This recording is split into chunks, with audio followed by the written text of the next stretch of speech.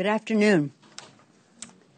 I'm here today with my colleague, Congressman John Larson, for a long time the chair of the House Democratic Caucus. I invited him to be here with us this afternoon because yesterday I named him to head a leadership task force on election reform. I believe that election reform and how we do our politics is directly related has a direct impact on the policies that we create in Congress. Our founders risked their lives, their liberty, their sacred honor for a government of the many, not the government of the money. And John Larson is the perfect person to help honor the vows of our founders in that regard. And we'll be hearing more about that, but first I want to talk about the subject at hand. As you know, as we've been saying, as the President has said, he has his pen in hand. He is ready to sign a middle-income tax cut. Last July, that legislation passed the United States Senate. Similar, exact same bill was introduced in the House at that time. And since then, we have been asking the Republican leadership to bring the middle-income tax cut to the floor. The clock is ticking. The year is ending. It's really important with tax legislation for it to happen now. We're calling upon the Republican leadership in the House to bring this legislation to the floor next week. We believe that not doing that would be holding middle-income tax cuts hostage to tax cuts for the rich.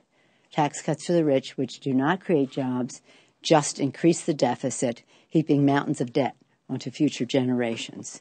And so, to that end, we will be if there's no announcement of scheduling of the middle-income tax cut, which, by the way, has tremendous support in the Republican caucus. I think we would get 100% vote on it if it came to the floor.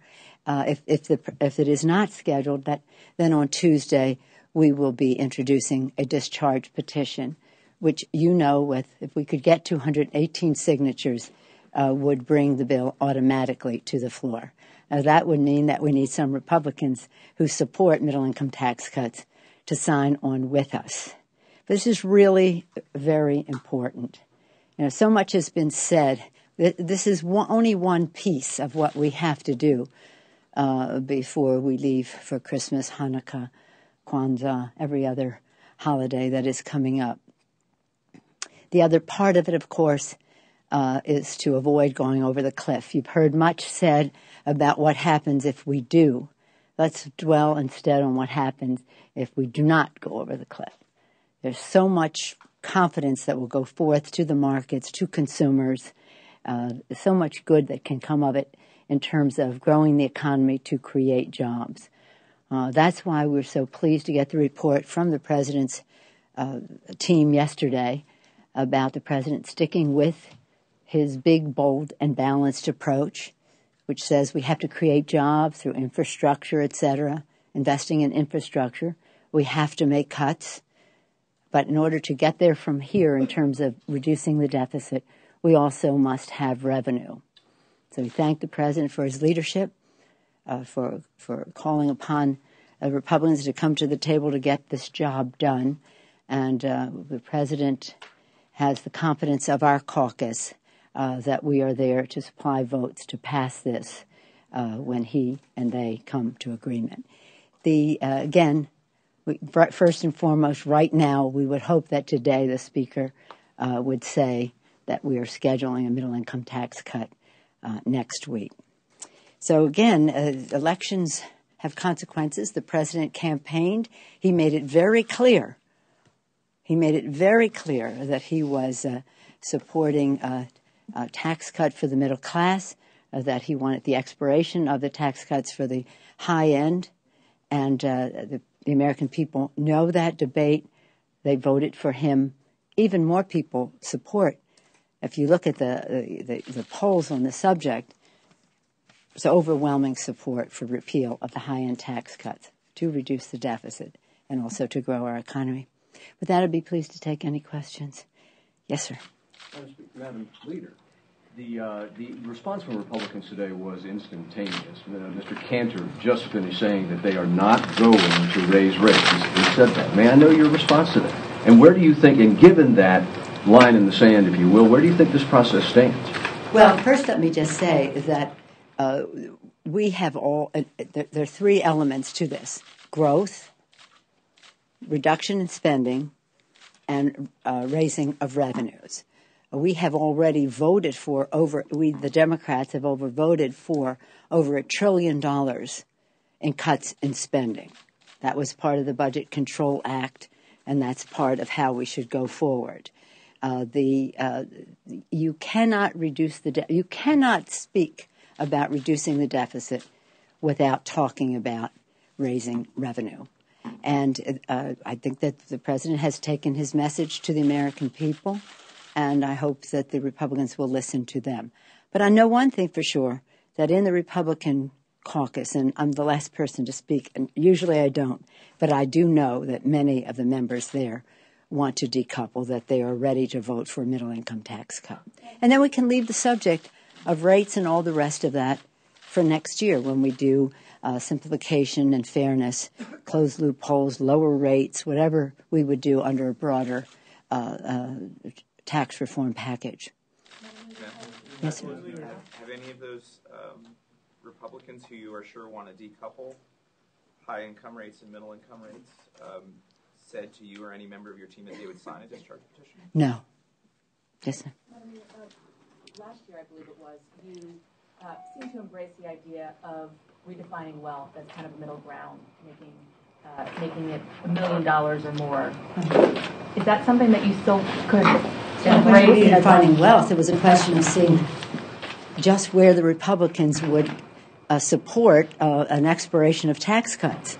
Were they willing to say, even if you make $1 million a year, you should not have a continuation of the tax cut? That's what that was. It wasn't about redefining wealth. It was about finding out where the Republicans were. And at that point, they said, no, if you make over $1 million a year, we're not going to touch one hair on your head. Instead, in their budget, they said to seniors, we want you to pay $6,400 more for Medicare while we hold harmless the wealthiest people in our country, even those making over $1 million a year. So I guess the question, because the rub still is about those tax rates of those families making $250,000 or more, could you see yourself as a compromise supporting the idea of moving that up This to is $1 all million? about a package, and the president has put forth a package that reduces the deficit predicating on expiration of the tax cuts, 250 and above, predicated on some investments in growth, and predicated on over $1 trillion in cuts. So taking one piece or another, if you're having a big, bold proposal, you have to have it reduce the deficit.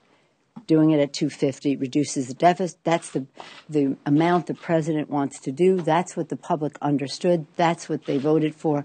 And in numbers even larger than the president's margin in all of the polling, the American people support increase the expiration of the tax cuts over 200. Madam Leader, that limit aspect of this, do you support President Obama having the power to unilaterally increase the debt limit, as Secretary Geithner proposed? Yes. Leader Pelosi, can you clarify something? When you're talking about these $1 trillion in cuts, does that factor in cuts included in the sequester? Are there any cuts included in the sequester you would like to see go forward? As you know, in the Budget Control Act, it called for over $1 trillion in cuts. Yes. The president's proposal would lock in about $400 billion in cuts to entitlement programs, probably largely Medicare. Do Democrats support that? Well, first of all, you know that the Democrats, saw savings in Medicare of over $700 billion in the Affordable Care Act. We use that money to strengthen Medicare, to extend its life for at least almost a decade, and to increase benefits for seniors now. Is there more opportunity for that? Yes, but not at the expense of beneficiaries. And there are all kinds of studies about where some of the savings could come. So, yeah, I do. Madam Leader? Yeah. Should Yes. St. Mary's Hospital, which is a Catholic institution in San Francisco, should be required by the administration to provide its workers with a health plan that covers sterilization and contraception and abortifacients and things that are... I support the action taken by the president. The compromise, I think, is a reasonable one. Madam Leader? Yeah. Yes, sir. The White House proposal yesterday included an extension of the payroll tax cut, Yeah. and wondered where you are on that. Would you support that if that's part of this package? Well, I want the middle class to get a break. I would hope it could be something bigger than the extension of the payroll tax that holiday. I would hope that we could pass the middle income tax cut. I've made that clear, I think. And it is, I think it's important for us not to think that a payroll tax holiday is a substitute for real relief for middle income families in our country. In the absence of some other things that may have to be considered, I had thought 2 years. I'd hoped that 2 years would be enough. Unfortunately, the Republicans in Congress have stood in the way of many of the job initiatives that the president put forward that would have accelerated the growth that we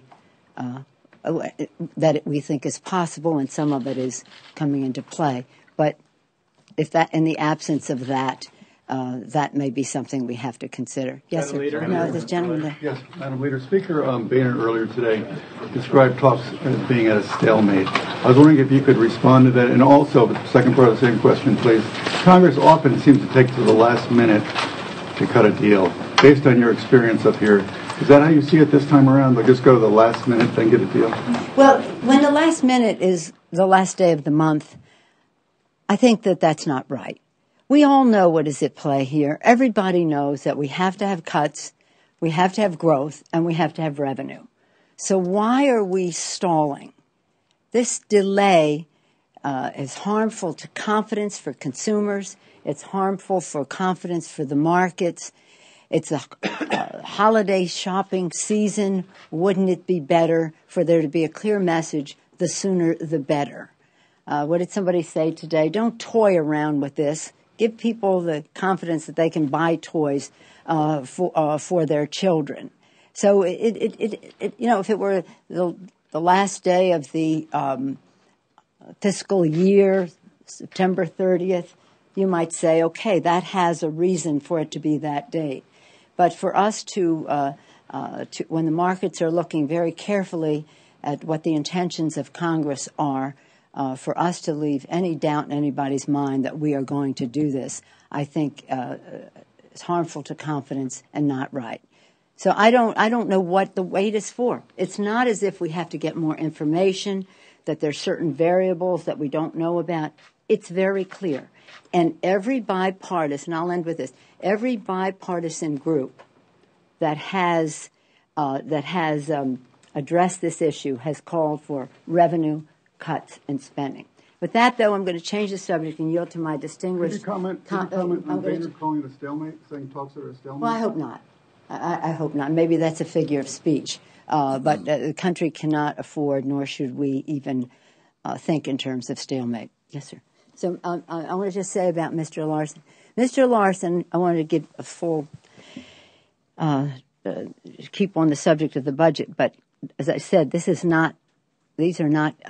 the tax code is probably one of the issues that big money weighs in on elections more than anything else. This is where you see a lot of heavy-duty money. And they're not bashful about it, by the way.